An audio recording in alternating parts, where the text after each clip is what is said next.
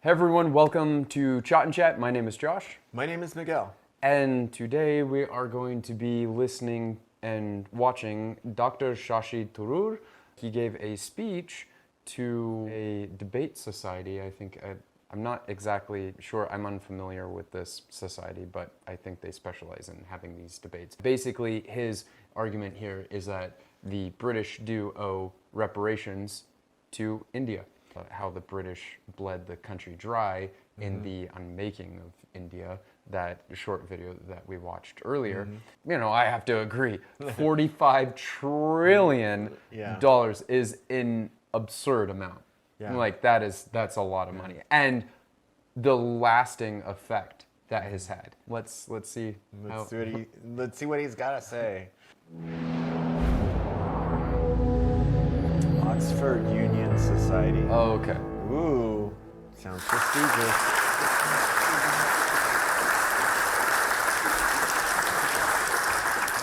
He's a very smart-looking guy. Gentlemen, ladies of the House, standing here with 8 minutes in my hands and at this venerable and rather magnificent institution, I was going to assure you that I belong to the Henry VIII School of Public Speaking. That, as Henry VIII said to his wives, I shall not keep you long.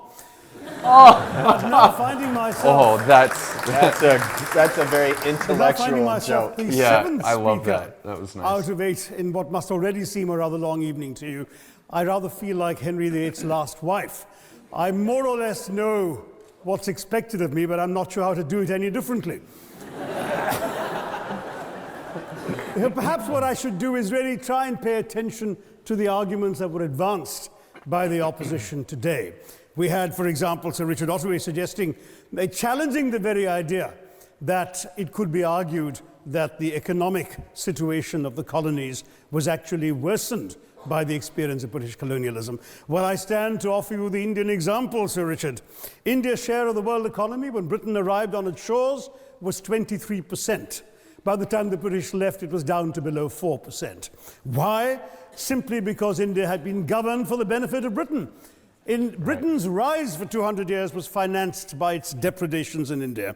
In fact, Britain's industrial revolution was actually premised upon the deindustrialization of India. The handloom weavers, for example, famed across the world, whose products were exported around the world, Britain came right in. There were actually these weavers making fine muslin, light as woven air, it was said. And Britain came right in, smashed their thumbs, broke their looms, imposed tariffs and duties on their cloth and products, and started, of course, taking the raw materials from India and shipping back manufactured cloth, flooding the world's markets with what became the products of the dark and satanic mills of Victorian England.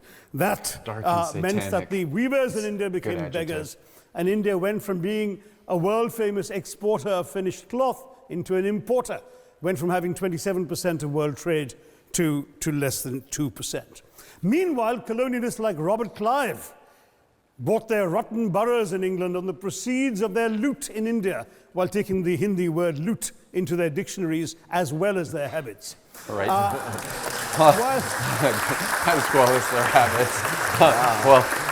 Well said. The British had the gall to call him Clive of India, as if he belonged to the country, when all he really did was to ensure that much of the country belonged to him.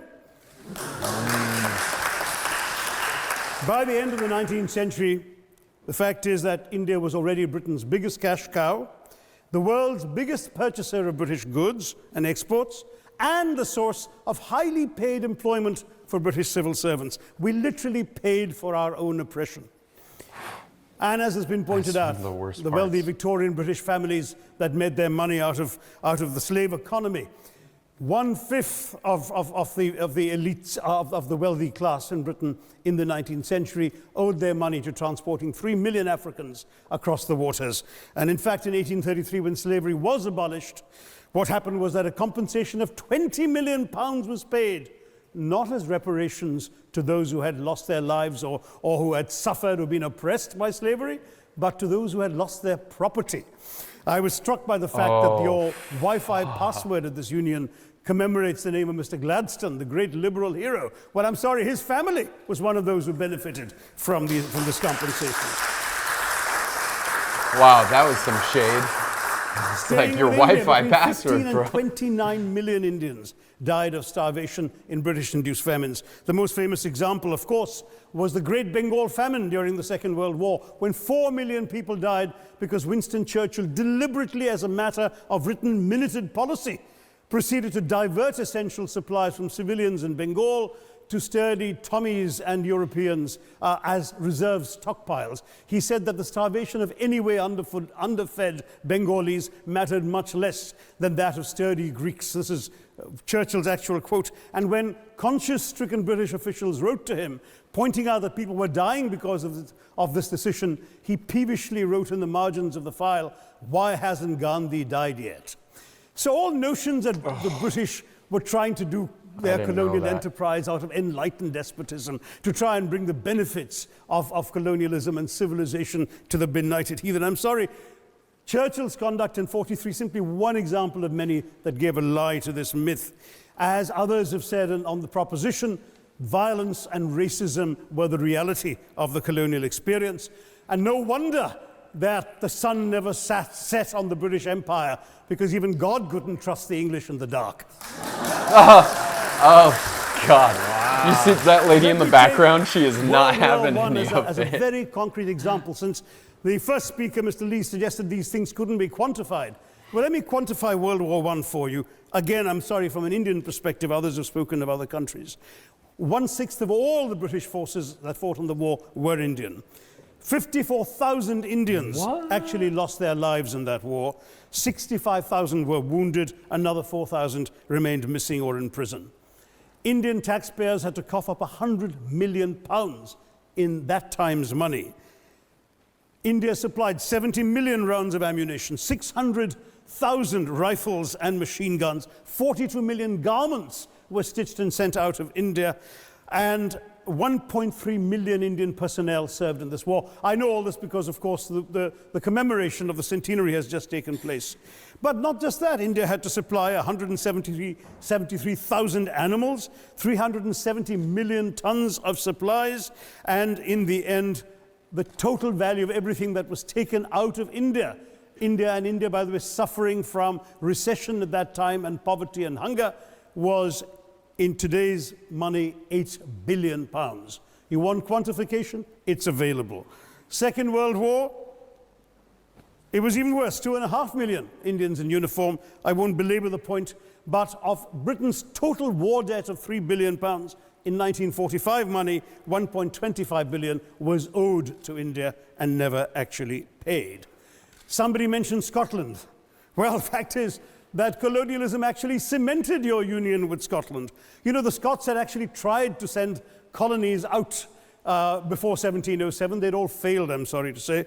But then, of course, came union, and India was available, and there you had a disproportionate employment of Scots. I'm sorry, Mr. Mackenzie has to speak after me.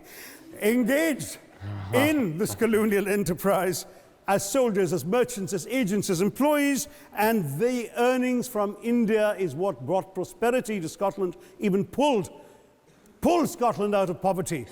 Now that India is no longer there, no wonder the bonds are loosening. Now, we've heard other arguments on this side. There's been a mention of the railways. Well, let me tell you, first of all, as my colleague, the Jamaican High Commissioner, has pointed out, railways and roads were really built to serve British interests and not those of the local people. But I might add that many countries have built railways and roads without having had to be colonized in order to do so.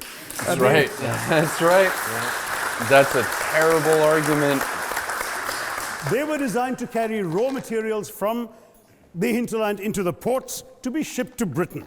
And the fact is that the Indian or Jamaican or other colonial public, their needs were incidental. Transportation, there was no attempt made to match supply to demand for mass transport, none whatsoever. Instead, in fact, the Indian railways were built with massive incentives offered by Britain to British investors, guaranteed out of Indian taxes paid by Indians, with the result that you actually had 1 mile of Indian railway costing twice what it cost to build the same mile in Canada or Australia, because there was so much money being paid in extravagant returns. Britain made all the profits, controlled the technology, supplied all the equipment, and absolutely all these benefits came as private enterprise British private enterprise at public risk, Indian public risk. That was the railways as an accomplishment. We're hearing about aid. I think it was again Sir Richard Ottaway who mentioned British aid to India. Well, let me just point out that British aid to India is about 0.4% of India's GDP. The government of India actually spends more on fertilizer subsidies, which might be an appropriate metaphor for that argument. Whoa! If I may point out as well. That was so good. That was. Yeah. I like that, dude. This guy's like. If I may point out as well that that as my fellow speakers from the proposition have pointed out, there have been incidents of racial violence, of loot, of massacres, of bloodshed, of transportation, in India's case, even of one of our last Mughal emperor. Yes, maybe today's Britons are not responsible for some of these depredations, but the same speakers have pointed with pride to their foreign aid. You're not responsible for the people starving in Somalia, but you give them aid. Surely the principle of reparations for the wrongs that have been done cannot be denied. It's been pointed out, for example, the dehumanization of Africans in the Caribbean, the massive psychological damage that has been done, the undermining of social traditions, of property rights, of the authority structures of these societies, all in the interests of British colonialism. And the fact remains that many of today's problems in these countries, including the persistence, in some cases the creation of racial and ethnic and religious tensions, were the direct result of the colonial experience. So there is a moral debt that needs to be paid. Someone challenged reparations elsewhere. Well, I'm sorry, Germany doesn't just give reparations to Israel. It also gave reparations to Poland. Perhaps some of the speakers here are too young to remember the dramatic picture of Chancellor Willy Brandt on his knees in the Warsaw Ghetto in 1970. And there are other examples. There is Italy's reparations to Libya. There's Japan's to Korea. Even Britain has paid reparations to the New Zealand Maoris. So it's not as if this is something unprecedented or unheard of that's going to somehow open some sort of nasty Pandora's box. No wonder Professor Lewis reminded us that he's from Texas. There's a wonderful expression in Texas that summarizes the arguments of the opposition: all hat and no cattle. Now, if I can just quickly look through the other notes I was scribbling while they were speaking, there was reference to democracy and rule of law. Let me say with the greatest possible respect, it's a bit rich to oppress, enslave, kill, torture, maim people for 200 years and then celebrate the fact that they're democratic at the end of it.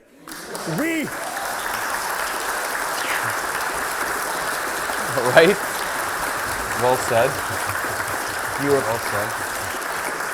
We were denied democracy, sir. We had to snatch it, seize it from you. With the greatest reluctance, it was conceded in India's case after 150 years of British rule, and that too with limited franchise. Yes, indeed, ma'am. The opposition spoke quite highly of Greek and Athenian democracy on which the West should pride itself, and spoke of liberty and equality in that same name. The Athenian democracy was only functioning because of the slave society on which it was built. That's the nature of colonisation. All right, I don't think that needs contradiction, not from me at any rate. But if I may just point out, I think the argument made by a couple of the speakers, the first speaker, Mr. Lee in particular, conceded all the evil atrocities of colonialism, but essentially suggested that reparations won't really help. They won't help the right people. They'll be used as a propaganda tool.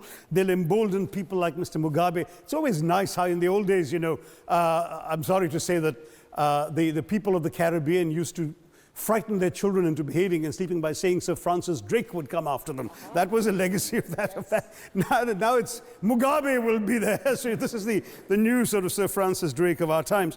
The fact is very simply, sir, that we are not talking about reparations as a tool to empower anybody. They're a tool for you to atone for the wrongs that have been done.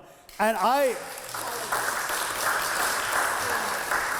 am quite prepared to accept the proposition that you can't evaluate, put a monetary sum on the kinds of horrors people have suffered. Certainly no amount of money can expiate the loss of a loved one, as somebody pointed out there. You're not going to be able to figure out an exact amount. But the principle is what matters. The fact is that to speak blithely of sacrifices on both sides, as an analogy was used here, a burglar comes into your house ransacks the place, stubs his toe, and you say, well, there was a sacrifice on both sides. That, I'm sorry to say, is not an acceptable argument. Agreed. The truth is that we are not arguing specifically that vast sums of money need to be paid. The proposition before this House is the principle of owing reparations, not the fine points of how much is owed, to whom it should be paid. The question is there a debt? Does Britain owe reparations? As far as I'm concerned, the ability to acknowledge a wrong that has been done, to simply say sorry, will go a far, far, far longer way than some percentage of GDP in the form of aid. What is required, it seems to me, is accepting the principle that reparations are owed. Personally, I'd be quite happy if it was £1 a year for the next 200 years after the last 200 years of Britain and India. Thank you very much, Madam President. Well done. Yeah, for sure. It's just the simple acknowledgement. Wow, that was great little. Like I said, he's preaching to the choir. Yeah, but I mean, but he made some great points. So threw a lot of quick and great witty. shade. Yeah, he's so witty. Like, he's so quick, and I love that. I love some of those analogies that he made and some of the quick, sharp notes that he hit. Oh man. And like a couple of times I saw the lady in the background and she was just like, yeah, like she's like, oh man, this is horrible. I have nothing. Like they're like, I can't even defend any of that. Like, this is all true. Whew, reparations. I like what he said, because one of the arguments I always hear about when people are talking about reparations, whether it's like this country paying to that country or this people paying to that people, is that they're like, well, but they're not going to use the money with how they should use it. Yeah. Well, it's not really up to you to say how they should use the money or not. The thing is that was stripped from them. That was removed from them. That you removed the option that they could choose how to use that money. And so by giving it back is not necessarily, like how he said, not necessarily we are trying to pinpoint this amount. It's that you owe. Right. You know? You owe an acknowledgement as a token of acknowledgement, to go along with the acknowledgement. Here's something to back it up. Yeah. Okay. Because again, one element he didn't bring up is, we could just say sorry. Yeah. And leave it at that. And that's happened with some countries. He did say that. It's just they aren't here saying whether or not they are going to pay to put a dollar amount. He said that this is just saying, should they owe, should they not owe? And he said if they acknowledge that yes, they should owe, then that would go a long way, because it would be saying sorry. Okay. And he said, honestly, £1 a year, which isn't much, 200 pounds over the next 200 years, he said would go a long way, and that's what he would accept, because it would be them at least acknowledging and saying sorry. Although maybe £1 a year would be like almost like not, like it'd be more disgraceful in a way, just being like, oh, depends well, this will be enough. Here, just take £1. So, but I understand what he meant by it. What's the population of India? £1 per person for the next 200 years? Oh, well, yeah. That's like 1 billion. So yeah. that would, I think, certainly, you should say sorry and you should back it up with some money. That's my feeling. That's good. That's a good note. Well, guys, let us know what you think. Have you seen this video before? It was really well done. He's a great speaker. He's well spoken, and he's also very sharp. Like, he was sharply dressed. I'd like him as a professor. I thought the exact same thing when he was standing up there, like talking. I'm like, man, I wish my professors in school. Oh, those are the kinds that you want to learn from. Yeah, like this guy, I was on every single one of his words. Like, I was like waiting at the end of his sentence. I'm like, oh man, like drop another bomb of knowledge on me. Like, I'm ready for it. Yeah. Well, we have more of these videos that we are going to be watching. So if you're interested in following along with us, make sure you are subscribed and you hit that bell icon notification thing, so that whenever we drop these videos, you can be notified and you can follow along with us. और अगर अब तक नहीं किया, like button पर थप्पड़ मारो.